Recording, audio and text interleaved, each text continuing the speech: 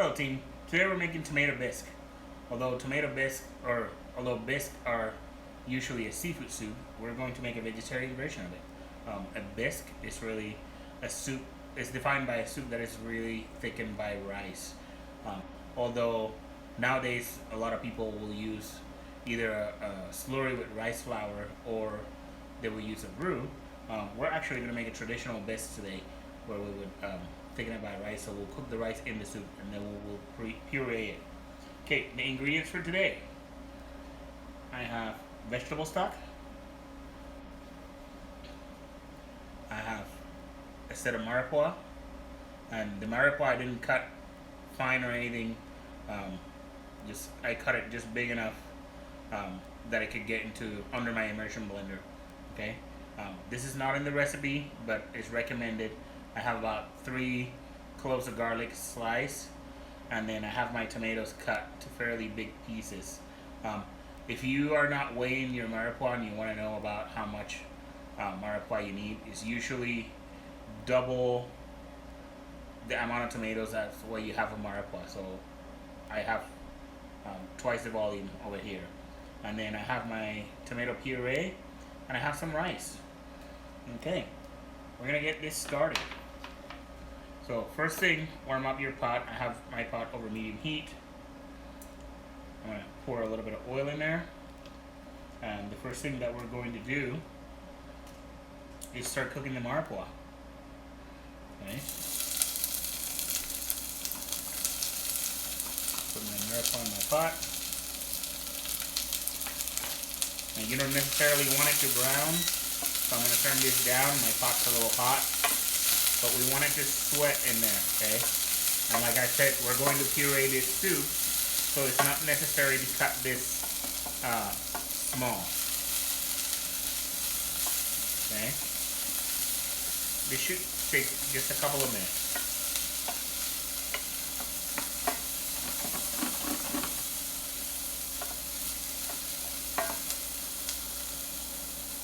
Add a little bit more oil. If the bottom of your pan is dry, you want to add a little bit more oil. That's how I know if I need it or not. I have tomatoes and garlic and other ingredients coming in here, and I'm still going to need some of that cooking medium in the bottom of the pot. Okay, so also when we put the rice in here and we start cooking it, at the blending time, the starch from the rice will take care of the oil, so you won't have an oily soup. All right, that's better. That's a better noise. Okay, if your onions are starting to get translucent, this is a good time to add our garlic. I sliced the garlic this time. I like slicing the garlic versus mincing it. I think it's a little bit more efficient, but at the same time I feel like it cooks a little bit more even, as long as you're paying close attention to what's happening in your pan. As you slice the garlic, you'll have more surface of that item touching the bottom of your pot, which means that it could burn fairly easily. So as long as you continue moving it, it should be okay. Okay? Gosh, smells really good. Alright, I'm starting to smell the aroma of garlic, which means that we are ready for the tomatoes. This soup is not going to take a long time, at least not at the initial process. Okay, don't wait until your garlic gets brown to add the tomatoes, because then you will burn it. Okay, so I have my tomatoes right here, and my tomatoes are going to go in the pot. I did not peel them or seeded them. I have the tomatoes whole in here.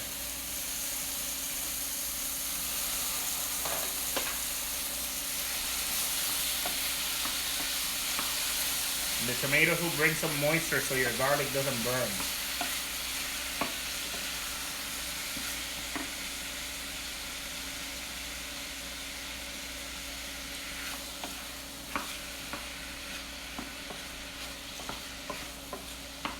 Now when you add all these tomatoes in here, you'll notice that your pot will get a little quiet, and we're going to let it cook until it starts making some sizzling noise again, okay?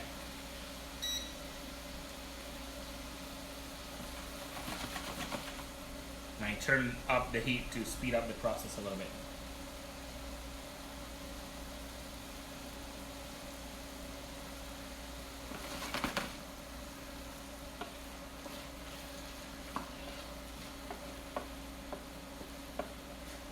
Before you start this soup, I forgot to talk to you guys about this. I have my immersion blender ready to go, or if you have a blender, have your blender ready to go, and I have another pan with a strainer, as we're going to puree and strain this soup. Okay.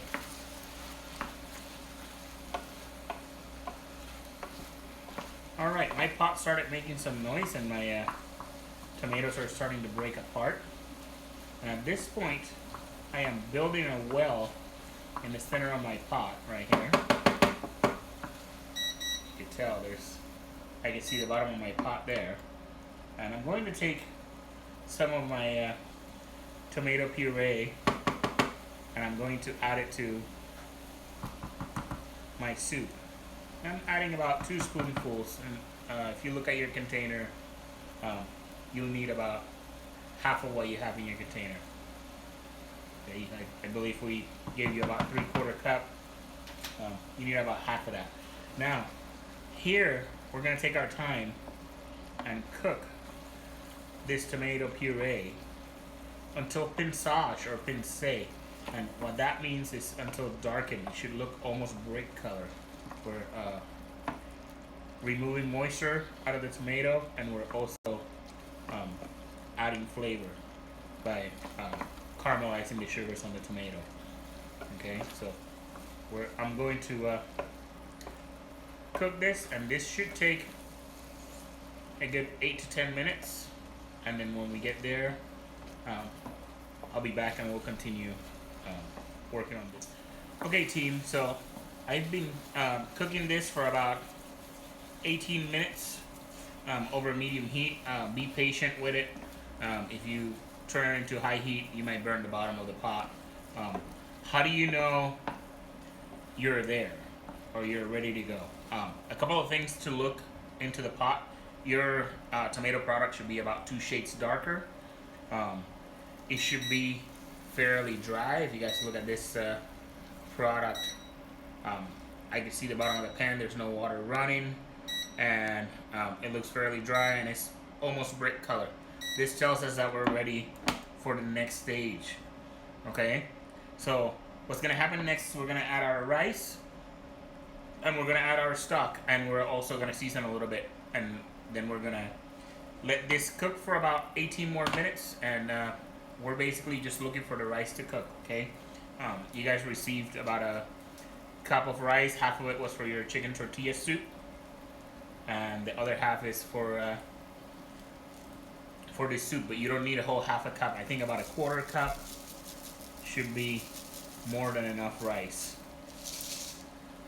for this soup. So I'm gonna go about like that. Mix in the rice really well with your tomato product, and we're gonna add a little bit of salt to this pot, like so. And then I'm going to add about 2/3 of my liquid, and then as I do that, I'm going to mix this tomato product and and the rice with the liquid to make sure that the product is dispersed throughout. Okay, you don't want to leave big lumps of tomato in there. We just want to spread it throughout. And then I'm going to turn it to high, and the goal will be to bring this to a boil, turn it down to a simmer, and let it cook for about 18 minutes. We'll know it's ready as soon as the rice is cooked. Okay, so we'll let this guy come to temperature and then simmer it until it's done. If you see that the level of liquid is going down too much and your rice is not cooked yet, that's why we have this extra liquid. So feel free to just add a little bit more. Okay, team, it's been about 18 minutes or so. Um, my rice is fully cooked. I tasted it. Um, if you look at my pot, your pot should look like so. It almost looks like it's a stew more than a soup, and that's perfectly fine. We just want this to be um, a lot more liquid or a lot more solids than what you would typically see on a soup. Okay. At this point, I'm gonna turn this off. Regardless, if you have a stick blender or a regular blender, um, part of the reason why we save some of this cold stock is because when we agitate hot liquids, they expand. So we want to cool this down a little bit so we are able to blend it and not hurt ourselves or make a mess all over the place. So I'm not gonna add all this stuff because I don't know if I need it or not. So but I'm gonna add about half of what I have left, and then I'm going to blend this. Now know that this is really hot liquid, so if you have a stick blender, make sure you stay submerged and start on low, and then we'll move forward accordingly. But the idea is to get this as smooth as possible.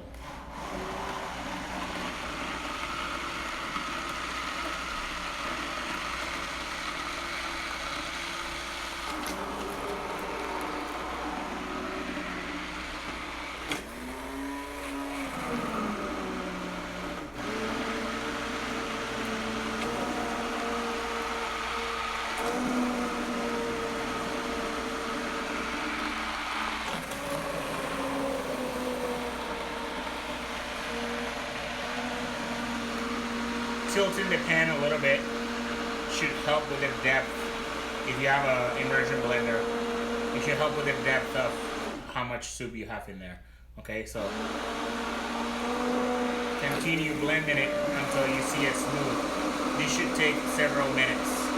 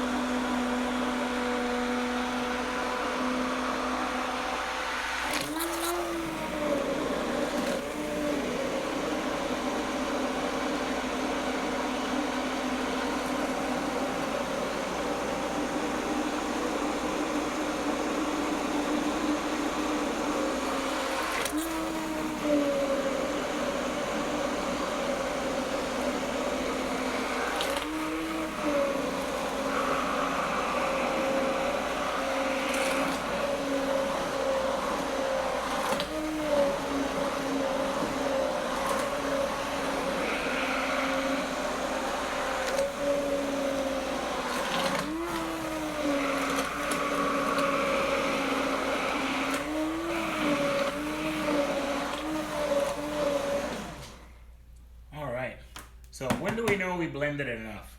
If you have a regular blender at your house, make sure you start this gradually as the liquid is hot. Like we spoke before, if you have a stick blender, continue doing so until your rice in there is less than a half of the regular size of a grain of rice. I still have some grains here. I noticed another thing that should be able to tell you if you're ready or not is that the liquid will become very starchy, so it will look almost as it's leaving trails when you move it around. Okay, so but this is very starchy. Okay?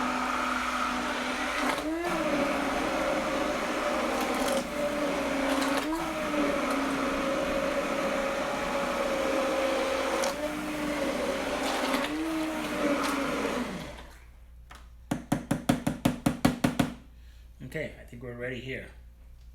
So we have our soup blend it, it's still a little bit chunky, not too much. If you have a regular blender, it might smooth it out all the way, and that's even better. And now I have a pan with a strainer where our soup is going to go through, and I have a whisk so I can help it go through. And it's okay for it to be really thick. We're going to thin it out to consistency in a little bit. So I'm just going to pour some in there, and then I'm going to help it with my whisk come through the other side.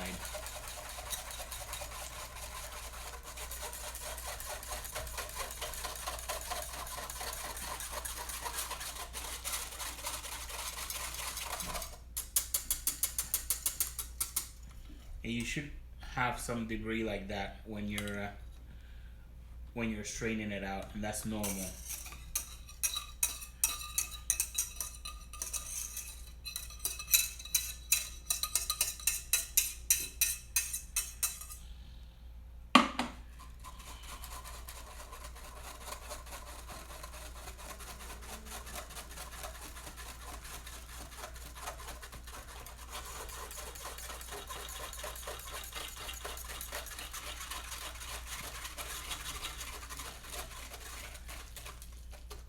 Alright, then when you get to this point, I always like adding a little bit of liquid to my strainer there so I can pick up every little bit of tomato I have there, okay?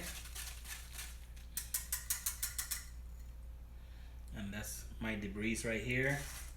Making sure I take as much soup as possible.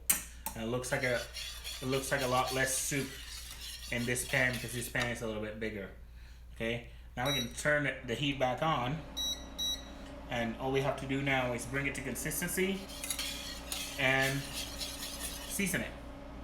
Okay, so I'm looking at it right now, and it kind of has the consistency of tomato sauce.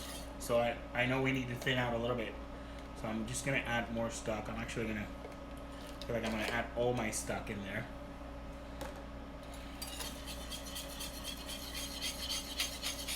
And your soup should start looking really shiny at this point, okay?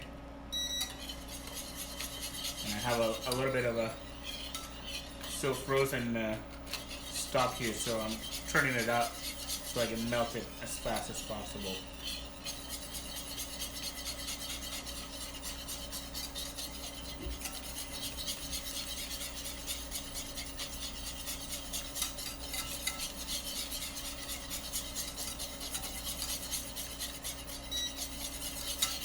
I'm starting to see steam, which it means that we're going to the right place here.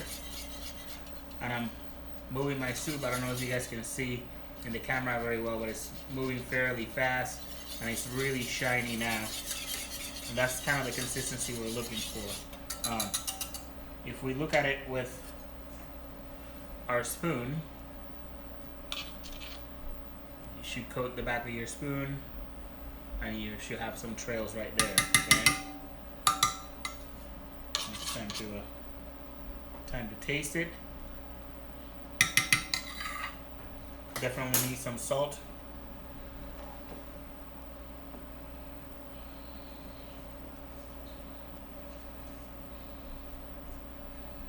I'm going to put a little bit of pepper in there.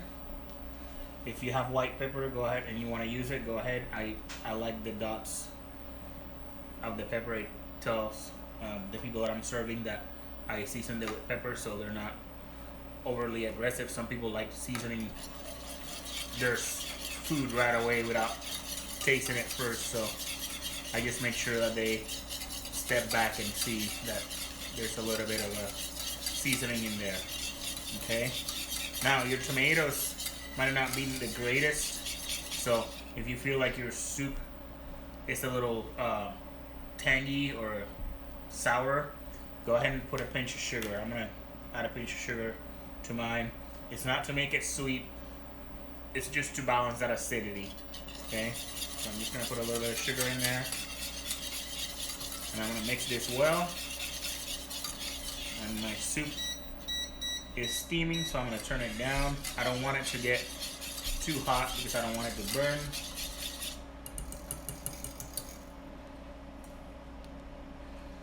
And I'm gonna taste it one more time.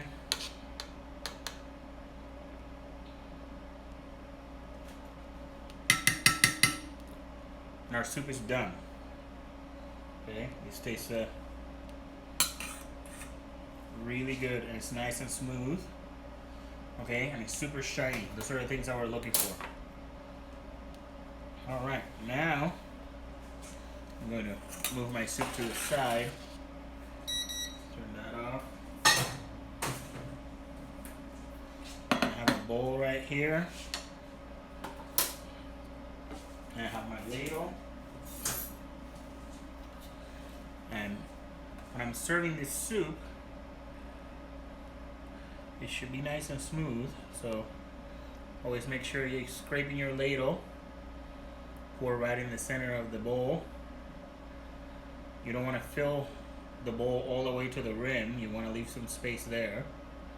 We're gonna go like that.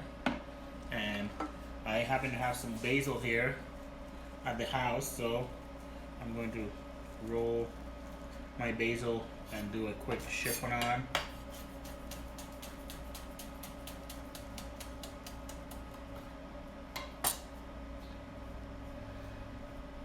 And I would just take a little bit of basil like this and just put it right there in the center.